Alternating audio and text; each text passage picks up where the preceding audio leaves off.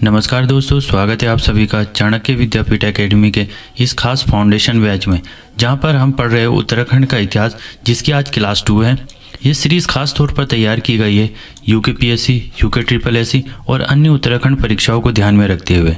इस सीरीज़ में हम जानेंगे उत्तराखंड के प्रागैतिहासिक काल से लेकर उत्तराखंड स्थापना दिवस 9 नवंबर 2000 तक की संपूर्ण यात्रा।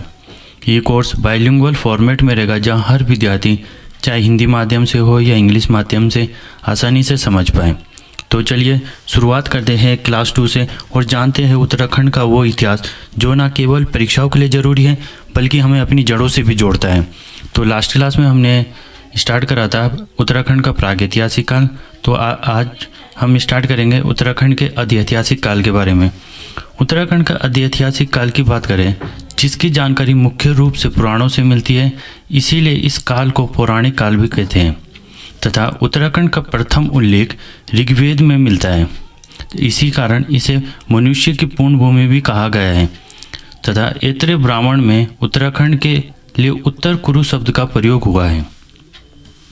तथा स्कंद पुराण में हिमालय के 5 खंड बताए गए हैं, जिनके नाम कश्मीर, जालंधर, नेपाल, मानसखंड, केदारखंड है। तथा जिसमें से मानसखंड तथा केदारखंड उत्तराखंड में है। स्कंद पुराण में केदारखंड माया क्षेत्र हरिद्वार से नंदा देवी पर्वत तक तथा मानसखंड नंदा देवी पर्वत से कालागिरी पर्वत तक है।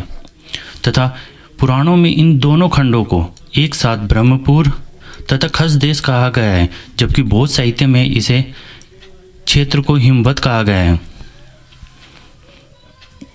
तथा गढ़वाल क्षेत्र की अगर बात करें, गढ़ पुराण और महाभारत में गढ़वाल क्षेत्र के कई नाम मिले हैं, जैसे बद्रिका आश्रम, तपोभूमि, स्वर्गभूमि तथा केदारखंड आदि। इस क्षेत्र में 52 गढ़ों का निर्माण हुआ है, जिसमें से पंवार शासक अजयपाल द्वारा जीत लिया गया था तथा इस क्षेत्र का नाम गढ़वाल पड़ गया। तथा गढ़वाल क्षेत्र के देव परिवार में सीतोन से पट्टी में माता सीता धरती में समाई थी, इसी कारण प्रतिवर्ष यहाँ पर मनसार में मेला लगता है। तथा प्राचीन काल में बद्रिका आश्रम व कण्वा आश्रम 2 प्रसिद्ध शिक्षा केंद्र भी रहे हैं।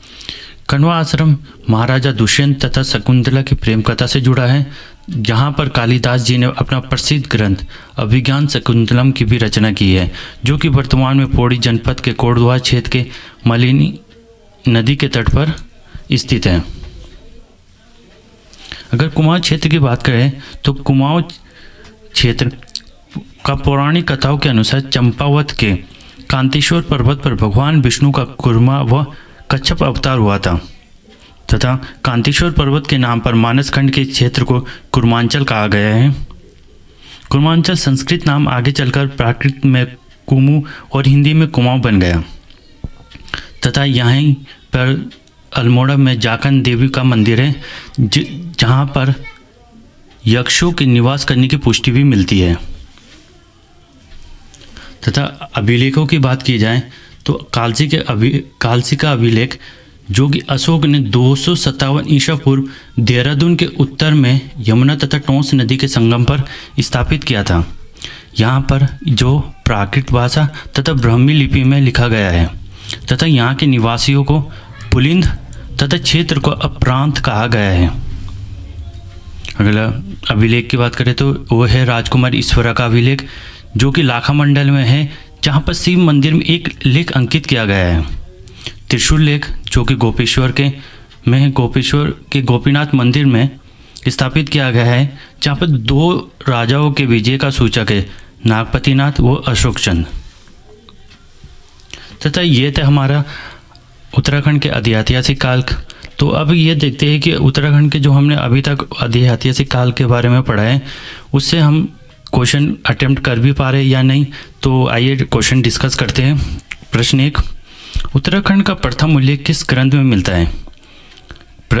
ऑप्शन है स्कंद पुराण, ऐत्रेय ब्राह्मण, ऋग्वेद, महाभारत। तो सोचिए, अभी हमने इसको अभी पढ़ाया था। तो उत्तराखंड का प्रथम उल्लेख हमें कहाँ मिलता है? ऋग्वेद में। प्रश्न नंबर 2, ऐत्रेय ब्राह्मण में उत्तराखंड को किस नाम से संदर्भित किया गया है? ब्रह्मपुर, उत्तर कुरु, देवभूमि, तपोभूमि। ये भी अभी हमने पढ़ाया था। तो सोचिए क्या इसका आंसर होगा। इसका आंसर होगा उत्तर कुरु। अगला प्रश्न है, स्कंद पुराण में केदारखंड तथा मानसखंड को संयुक्त रूप से क्या कहा जाता है? तो इसका आंसर संयुक्त रूप से ब्रह्मपुर, हिमवंत, उत्तराखंड या स्वर्ग भूमि। इसका आंसर उत्तराखंड। अगला प्रश्न, बौद्ध धर्म ग्रंथों में उत्तराखंड को किस नाम से संदर्भित किया गया है? तपोभूमि, उत्तर कुरु, हिमवंत या देवभूमि? इसका उत्तर होगा हिमवंत। अगला प्रश्न है, महाभारत में गढ़वाल क्षेत्र को किन नामों से जाना गया है?